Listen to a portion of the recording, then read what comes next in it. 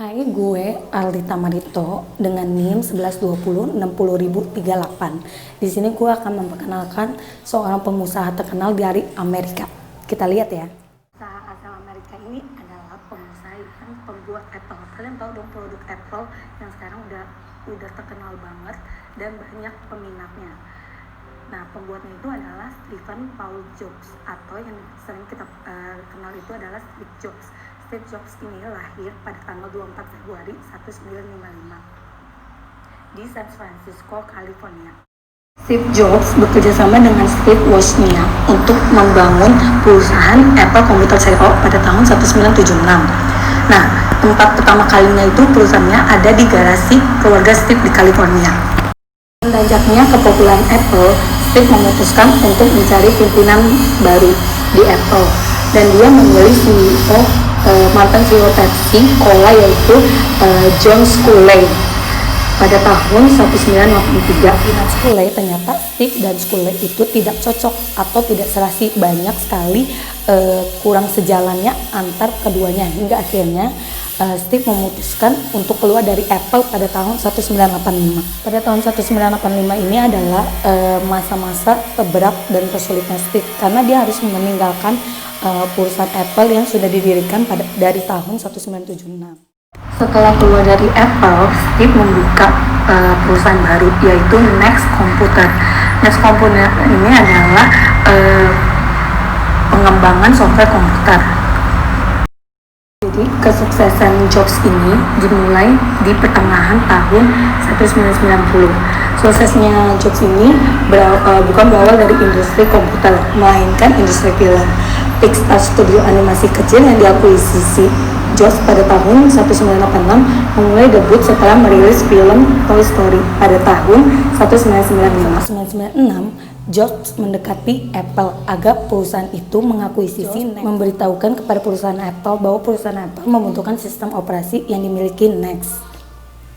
Tahun 1996, akhirnya Apple memberitahukan bahwa Apple membeli Next. Steve Jobs bergabung dengan Apple kembali. Steve Jobs menjadi CEO di Apple 1997 hingga Agustus 2011 menjadi CEO.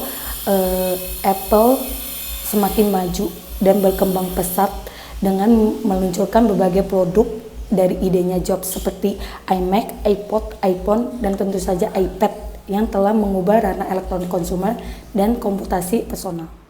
Apple's been very fortunate. It's been able to introduce a few of these into the world. In 1984, we introduced the Macintosh. It didn't just change Apple, it changed the whole computer industry.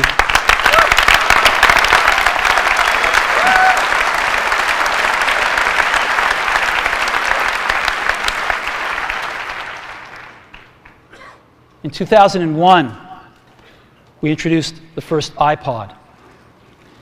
And it didn't just change the way we all listen to music, it changed the entire music industry. Well, today, we're introducing 3 revolutionary products of this class. The first one is a widescreen iPod with touch controls.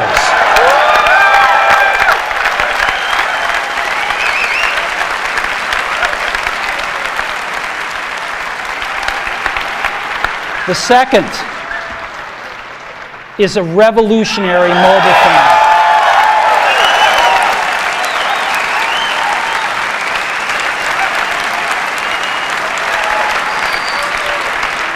And the third is a breakthrough internet communications device.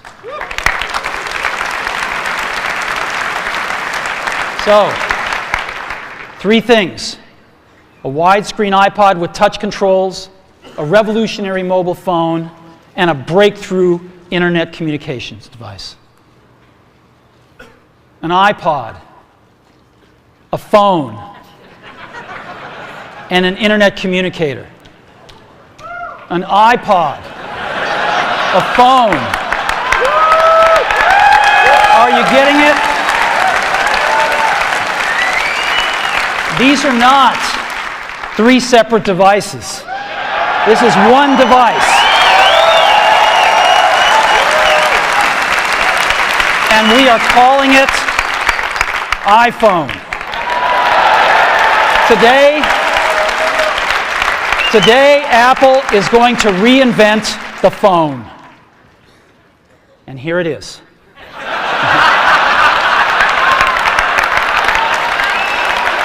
No.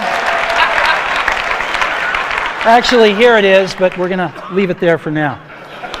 So, before we get into it, let me talk about a category of things. The most advanced phones are called smartphones, so they say. And they typically combine a phone plus some email capability, plus they say it's the internet, sort of the baby internet, into one device, and they all have these plastic little keyboards on them. And the problem is that they're not so smart and they're not so easy to use. So if you kind of make a Business School 101 graph of the smart axis and the easy to use axis, phones, regular cell phones are kind of right there. They're not so smart and they're not so easy to use. But smartphones are definitely a little smarter, but they actually are harder to use. They're really complicated. Just for the basic stuff, people have a hard time figuring out how to use them.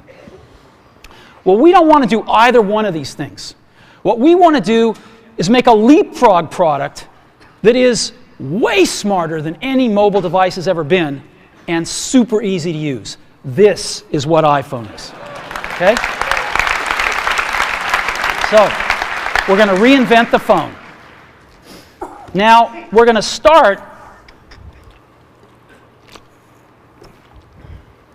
with a revolutionary user interface. It is the result of years of research and development, and of course, it's an interplay of hardware and software. Now, why do we need a revolutionary user interface? I mean, here's 4 smartphones, right? Motorola Q, the BlackBerry, Palm Treo, Nokia E62, the usual suspects. And what's wrong with their user interfaces? Well, the problem with them is really sort of in the bottom 40 there. It's this stuff right here. They all have these keyboards that are there whether you need them or not to be there. And they all have these control buttons that are fixed in plastic and are the same for every application. Well, every application wants a slightly different user interface, a slightly optimized set of buttons just for it. And what happens if you think of a great idea 6 months from now? You can't run around and add a button to these things. They're already shipped. So what do? It doesn't work because the buttons and the controls can't change. They can't change for each application, and they can't change down the road if you think of another great idea you want to add to this product. Well, how do you solve this? It turns out we have solved it. We solved it in computers 20 years ago. We solved it with a bitmap screen that could display anything we want, put any user interface up, and a pointing device. We solved it with the mouse, right? We solved this problem. So how are we going to take this to a mobile device? Well, what we're going to do is get rid of all these buttons and just make a giant screen. A giant screen. Now, how are we going to communicate this? We don't want to carry around a mouse, right? So what are we going to do? Oh, a stylus, right? We're going to use a stylus. No. No. Who wants a stylus? You have to get them and put them away and you lose them. Yuck. Nobody wants a stylus. So let's not use a stylus. We're going to use the best pointing device in the world. We're going to use a pointing device that we're all born with. We're born with 10 of them. We're going to use our fingers. We're going to touch this with our fingers. And we have invented a new technology called multi-touch, which is phenomenal. It works like magic. You don't need a stylus. It's far more accurate than any touch display that's ever been shipped. It ignores unintended touches. It's super smart. You can do multi-finger gestures on it. And boy, have we patented it. So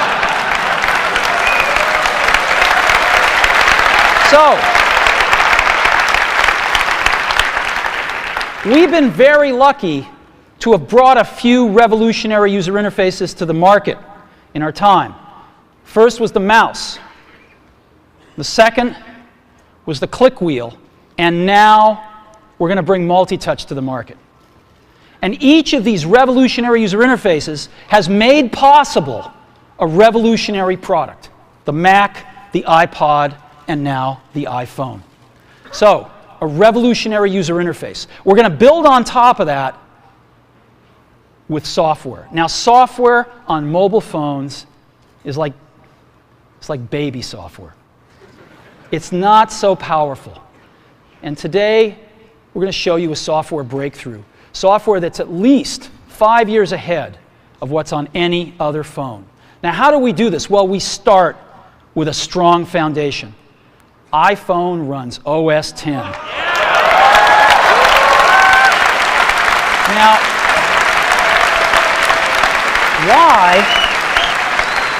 why would we want to run such a sophisticated operating system on a mobile device? Well, because it's got everything we need. It's got multitasking. It's got the best networking. It already knows how to power manage. We've been doing this on mobile computers for years. It's got awesome security. And to write apps, it's got everything from Cocoa and the graphics, and it's got core animation built in, and it's got the audio and video that OS X is famous for. It's got all the stuff we want, and it's built right in to iPhone. And that has let us create desktop-class applications and networking, right? Not the crippled stuff that you find on most phones. This is real desktop-class applications. Now, you know, one of the pioneers of our industry, Alan Kay, has had a lot of great quotes throughout the years.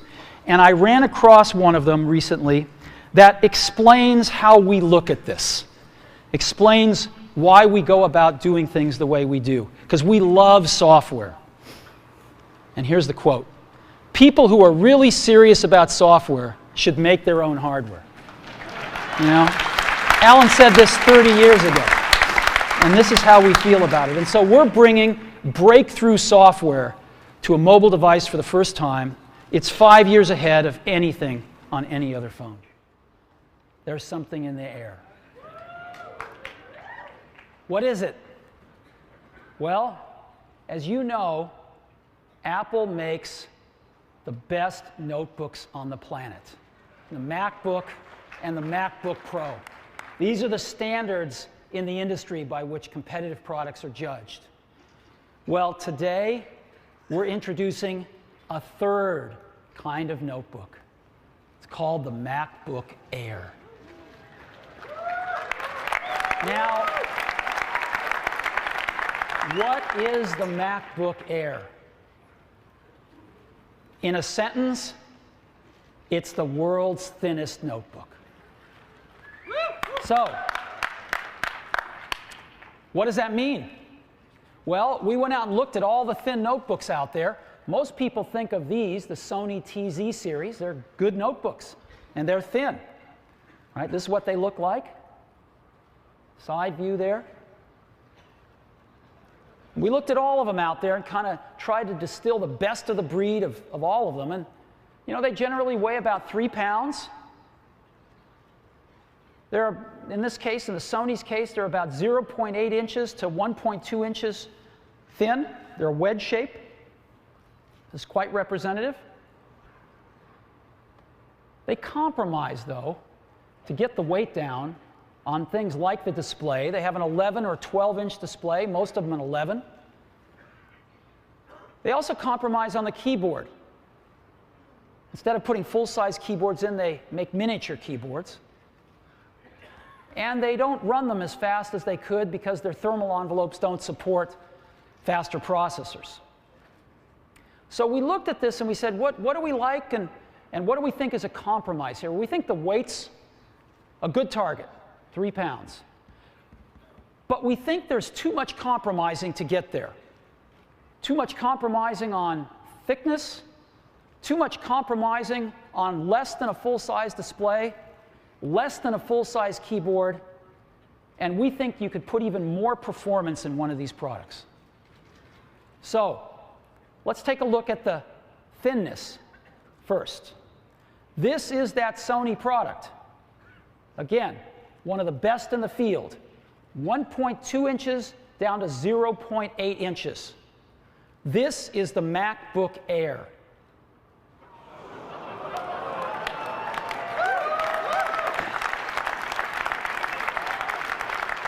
0.76 inches down to an unprecedented 0.16 inches.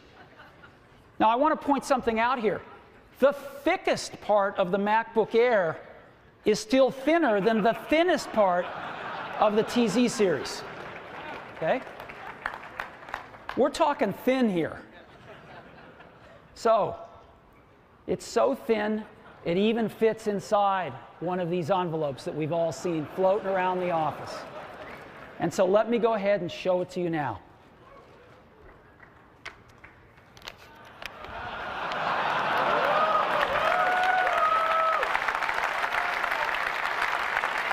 This is it. Let me take it out here.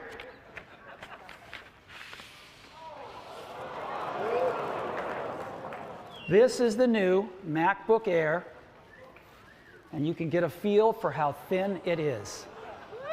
Yeah, there it is. Look at this.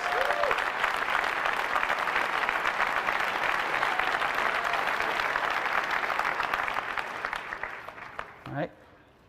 Amazing product here. Full-size keyboard, full-size display. And this is what it looks like. Isn't that amazing?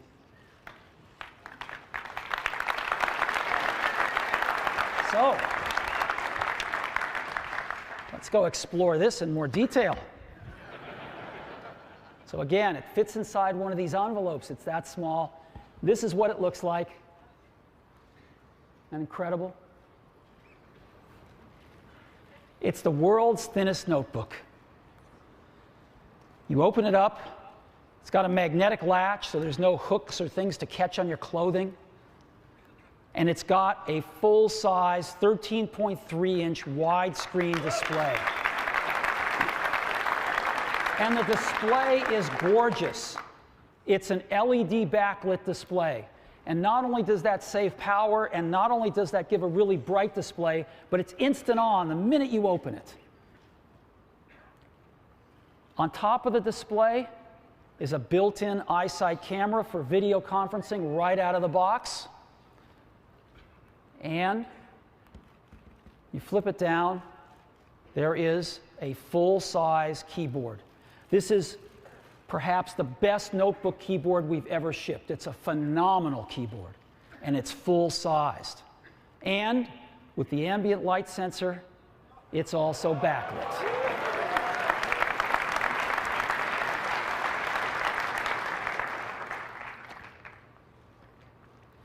We've got a very generous trackpad, which is great.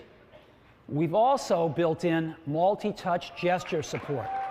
Now, as you know, our current notebooks have some gestures built in. We've taken that even further. When you go to Preferences in the MacBook Air, you'll actually get to turn on all sorts of other types of gestures, and there's actually videos in there to show you what they are. So let me run through them with you now. You can double tap, and instead of moving the cursor around, you can move a whole window around, right? Just a nice time saver. So that's great. Here's another one. When you're in a photo, a large photo, you want to pan around. You can pan around with just two fingers like this. Another nice time saver. You want to rotate a photo. This works in iPhoto and all the other photo apps. Just rotate like this. Again, we've taken some of these things we learned in the iPhone, and now we're putting them in our notebook computers. Here's another one. If you want to go between photographs, next photo, just take three fingers and pan right. Previous photo, pan left. And you want to zoom, you can pinch in and out. All right? Isn't that great? So,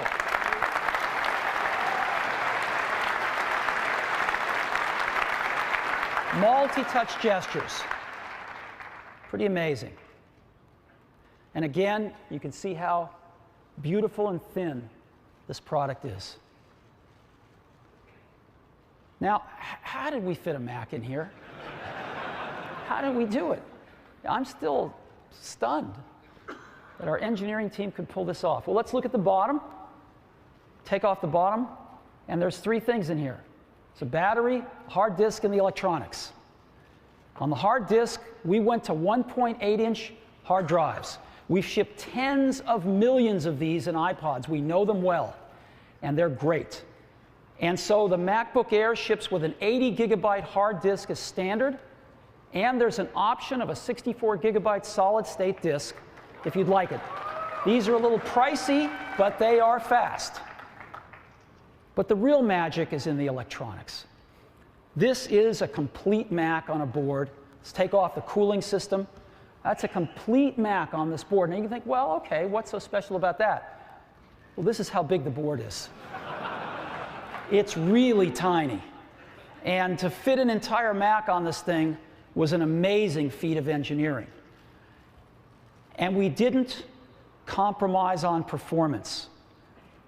MacBook Air uses the Intel Core 2 Duo.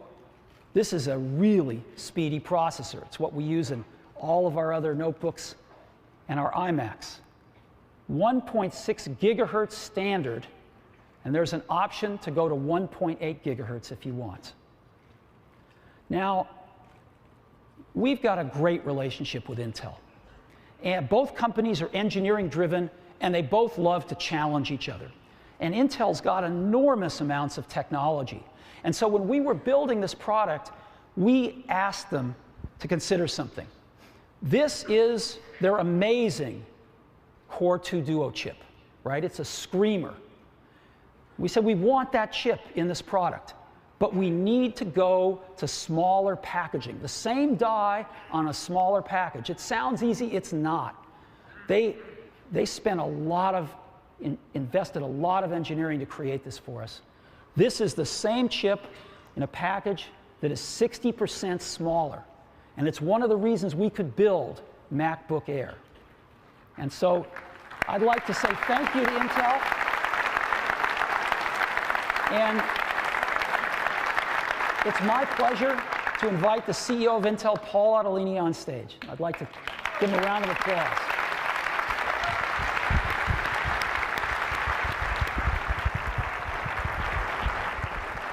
Hi, Steve. Pleasure. You know, Steve, about a year ago, you challenged us to try and get the world's best microprocessor into this impossibly thin machine. I brought one with us today. When we started this project, we didn't think it was possible. The product that we ended up building for you is about the width of a dime. It's as thick as a nickel.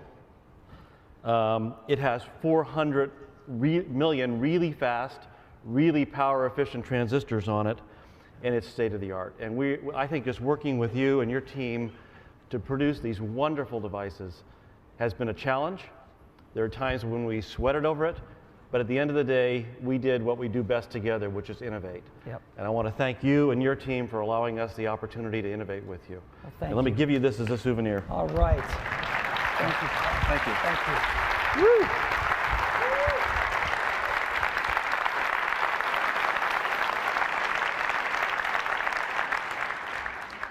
This is awesome technology. Thank you, Paul, and thank you, Intel.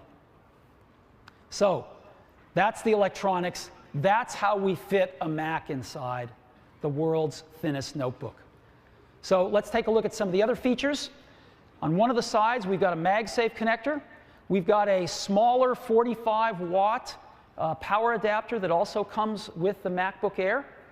On the other side, we've got a flip-down door that exposes USB 2 port, a micro DVI connector with digital and analog video, and a headphone jack.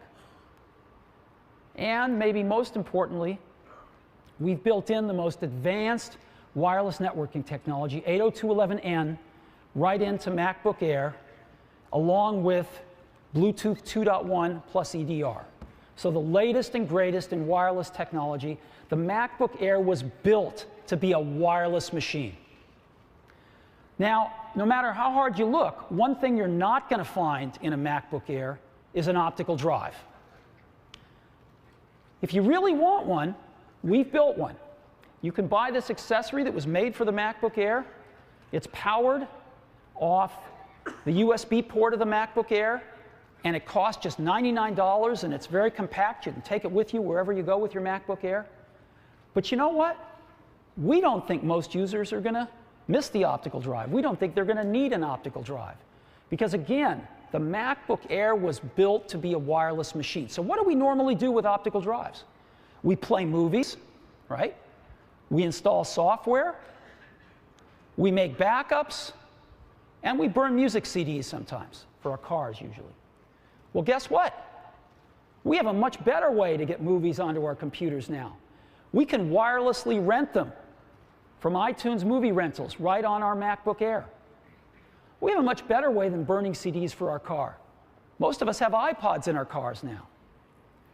For making backups, we now have Time Machine and Time Capsule to wirelessly back up our notebooks. What about installing software? Well, we're going to do that wirelessly too. We've innovated in a way only Apple can to give a comprehensive solution to this problem. We have a new feature on MacBook Air built right into the operating system called Remote Disk. And so when you go to the Finder in MacBook Air, you will see in the left-hand column something called Remote Disk. And Remote Disk, when you click on it, will show you all those Macs or PCs in your vicinity that have some special software loaded on them that comes on the disk of MacBook Air, Mac version and a Windows version. And you can pick one of those machines and ask to borrow its optical drive. And when you do, that machine will get a request. They can accept it. That's what it looks like on Windows. And so once they've accepted it, you see what's in their optical drive. And you have Mac installer disks inside a Windows PC. A PC can read a Mac disk with this special software and send it wirelessly over to your MacBook Air, and you click on it, and it's just as if you had a local optical drive, and you can install your software. It's amazing. So, Remote Disk, that's how we're going to install software, wirelessly. We go from this to this. And we don't think users are going to miss that. So MacBook Air, this amazing notebook. We also didn't want to compromise on battery life. And so MacBook Air, when you're doing email, you're browsing the web, wireless networking's turned on, 5 hours of battery life in that tiny little portable. A lot of the other ultra-thin notebooks get an hour and a half of battery life. This is phenomenal battery life without having to put a big, giant external battery on it like some of them do. So, what are the features? 3 pounds. An unprecedented 0.16 to 0.76 inch thickness. A 13.3 inch full-size display. A full-size keyboard. A backlit keyboard. Multi-touch gestures on a very spacious trackpad. EyeSight camera built in for out-of-the-box video conferencing and horsing around with photo booth. 1.6 gigahertz Core 2 Duo as standard. 2 gigabytes of memory standard. An 80 gig hard drive standard, with an option to go to a 64 gigabyte solid-state drive. 802.11n Wi-Fi standard, Bluetooth 2.1 EDR standard, and of course our MagSafe connector. And all of these features and more in the thinnest notebook in the world, and we are pricing this notebook at just $17.99.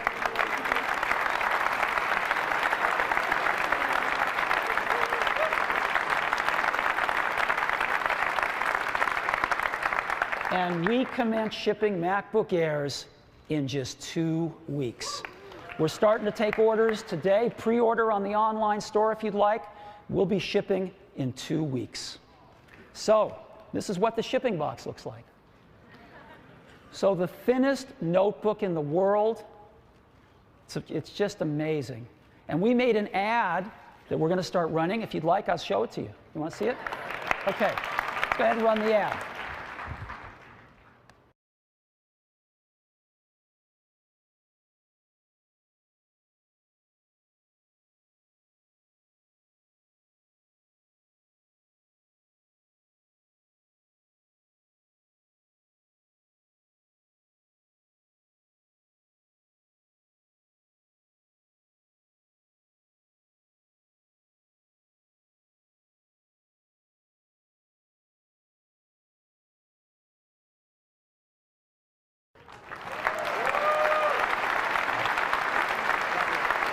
So, MacBook Air. I wanted to cover one other side of MacBook Air. We're going to do this for our major product introductions going forward. That is some of the progress we've made towards our environmental initiatives on these products. So there's a few things we've done. Number one, the MacBook Air is enclosed in a fully aluminum case, which is fully recyclable. Matter of fact, it's a highly desirable material by recyclers. They love aluminum. The whole case is aluminum, which is great. MacBook Air has our first display that is both mercury-free and also uses arsenic-free glass. This is a milestone for us, and we're very happy about this. All of the Apple-designed circuit boards, which are the vast majority of circuit boards in the unit, are bromide flame retardant free and PVC free. So we're very happy about that as well. That's a first for us as well. And the retail packaging is 50% less volume than our previously smallest packaging, which was the MacBook. This helps a great deal in energy expended transporting the products and with obviously disposing of the packaging material. So we're very happy about that too. We continue to make progress on all of these environmental fronts, and we'll keep you posted, but they all add up to something in the end, and we're very conscious of this. So thank you for that.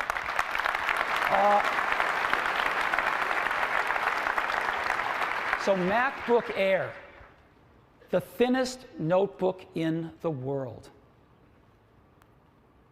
And it joins our other two great notebook families, the MacBook and the MacBook Pro, the best notebooks in the industry. 2004, Jobs mengungkapkan bahwa dirinya menderita penyakit kanker pankreas, sehingga dia harus mengambil cuti beberapa bulan untuk mengobati penyakitnya. Januari 2009, Jobs sempat menjalani transplantasi hati dan kemudian dia kembali lagi bekerja dengan jabatannya pada Juni 2009.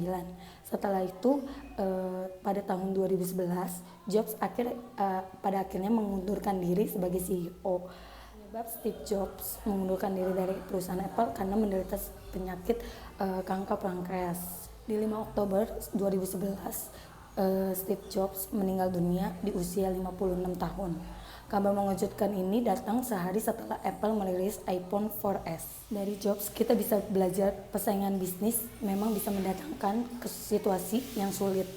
Namun, yang namanya kesempatan akan selalu ada, asalkan mau berusaha. Contohnya seperti Jobs, pada saat dia keluar dari perusahaan Apple, dia bisa membuka suatu perusahaan kembali dan dapat direkrut kembali jadi CEO di Apple. Sehingga Apple dapat berkembang dan menjadi teknologi yang canggih.